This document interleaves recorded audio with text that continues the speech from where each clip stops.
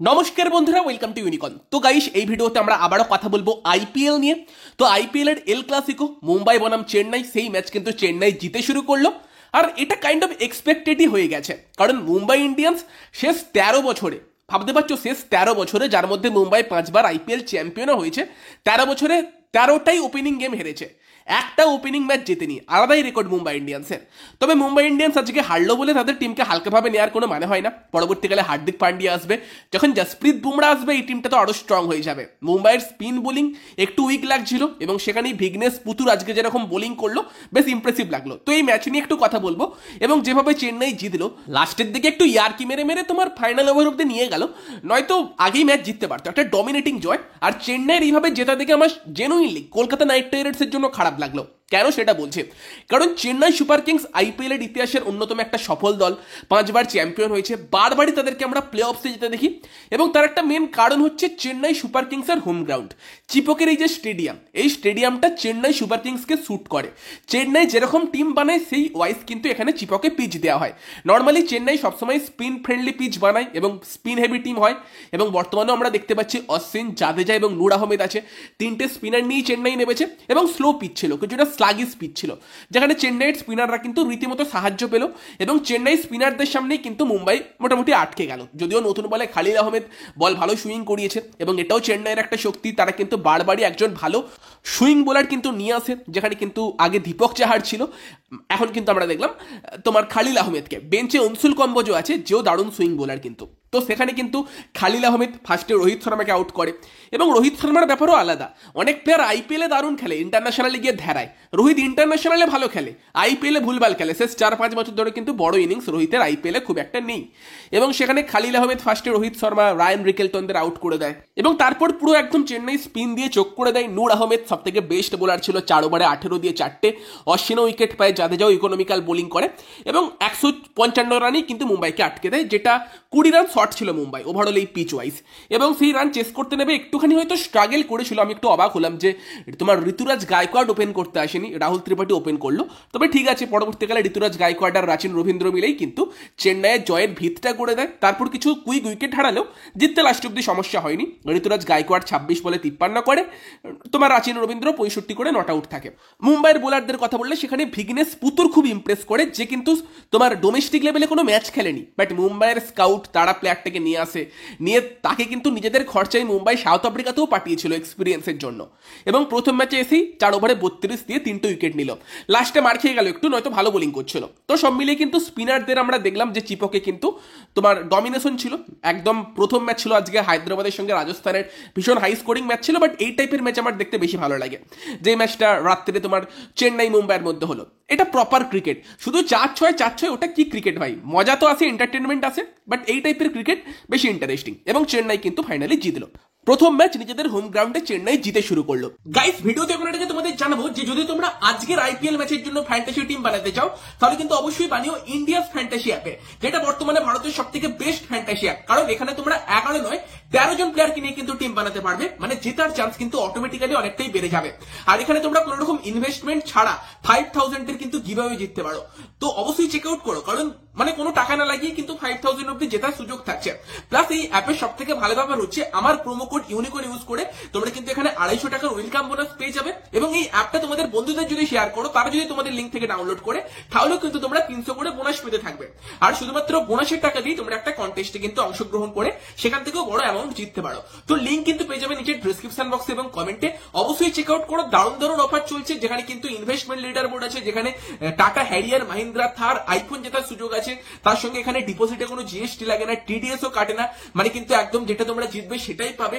তারই সঙ্গে তোমরা শুধুমাত্র একজন স্টার প্লেয়ারকে চুজ করে তাকে নিয়েও কন্টেস্ট খেলতে পারো, যেখানেও কিন্তু 80 লাখ অব্দি প্রাইজ তোমরা জিততে পারো। এবং তারই সঙ্গে তোমরা শুধুমাত্র হ্যাঁ বা নাতে উত্তর দিয়েও কিন্তু এই অ্যাপ থেকে জিততে পারো, ওপিনিয়ন ট্রেডিং করে, যে আজকের ম্যাচ কোন টিম জিতবে সেটার উত্তর দিয়ে, বা আজকে এই টিম এত রান কি করতে পারবে সেটার হ্যাঁ বা নাই উত্তর দিয়ে। এবং তারই সঙ্গে এখানে লোয়েস্ট কমিশন এবং কম্পিটিশন আছে, মানে কিন্তু জেতার চান্স তোমাদের এখানে অনেকটাই বেশি থাকবে। দারুণ অ্যাপ, অনেক অফার চলছে। কি কি অফার চলছে তোমাদের সেটার জন্য চেক আউট করতেই হবে, ফ্রিতে গিভঅ্যাওয়ে জিততে পারো। তো নিচের কমেন্ট এবং ডেসক্রিপশন বক্সে লিংক পেয়ে যাবে, অবশ্যই একবার কিন্তু চেক আউট করে দেখো, আমি তো রেকমেন্ড করছি।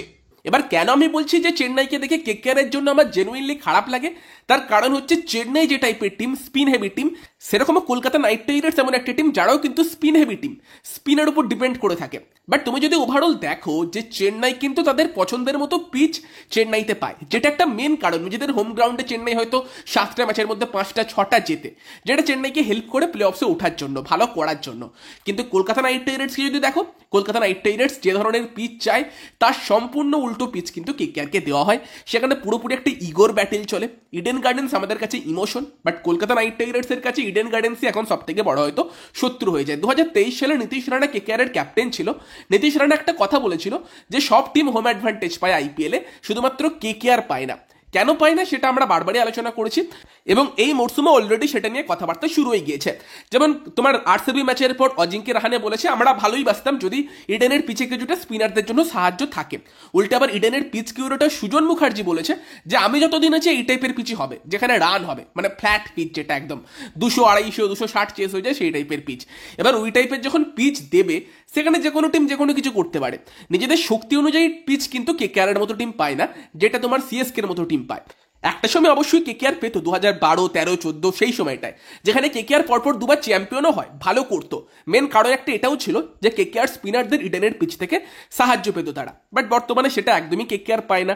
তোমার হোম অ্যাডভান্টেজটা কেকেআর পায় না, যেখানে সেটা অবশ্যই একটা ডিসঅ্যাডভান্টেজ কিন্তু কেকেআরের জন্য হয়ে থাকে।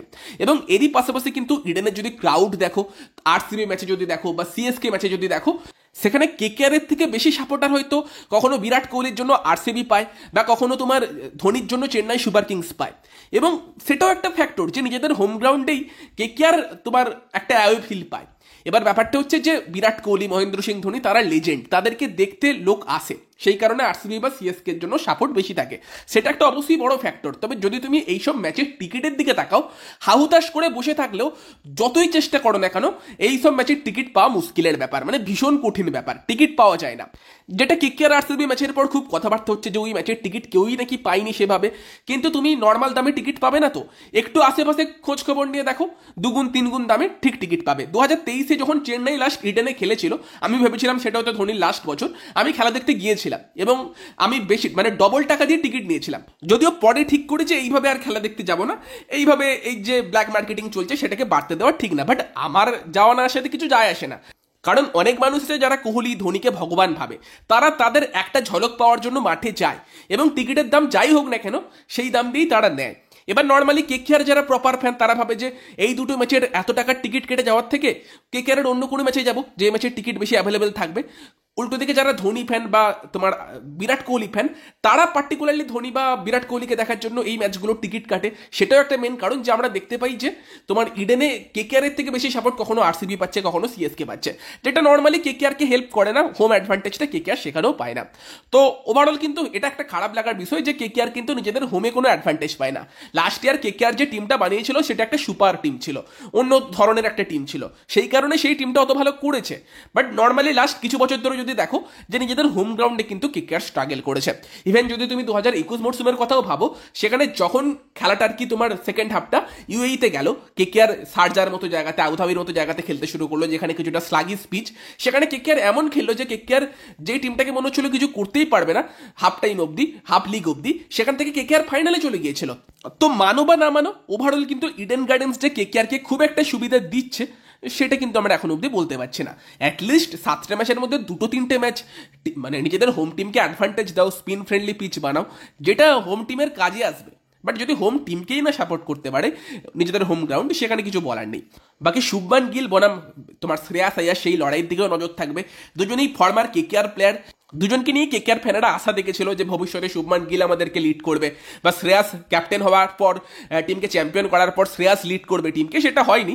বাট সেই দুজন কিন্তু পরস্পরের মুখোমুখি হচ্ছে তোমার পরের ম্যাচে, আইপিএল এর পরের ম্যাচে। সেখানে কিন্তু পাঞ্জাব এবং গুজরাট ম্যাচের দিকে অবশ্যই নজর থাকবে। দুটো স্ট্রং টিম, গুজরাটের কাছে সলিড ব্যাটিং অর্ডার আছে, বাটলার, গিল, সাই সুদর্শন, চারে রাদারফোর্ড অথবা গ্লেন ফিলিপস, সলিড টপ 4, তার সঙ্গে প্রপার ফাস্ট বোলার প্রসিদ্ধ কৃষ্ণ, সিরাজ, তার সঙ্গে তোমার রাবাদা, স্পিনারদের মধ্যে সাই কিশোর, ওয়াশিংটন সুন্দর, রশিদ খান, প্রপার একটা ভালো কোয়ালিটির টিম কিন্তু গুজরাটের কাছে আছে।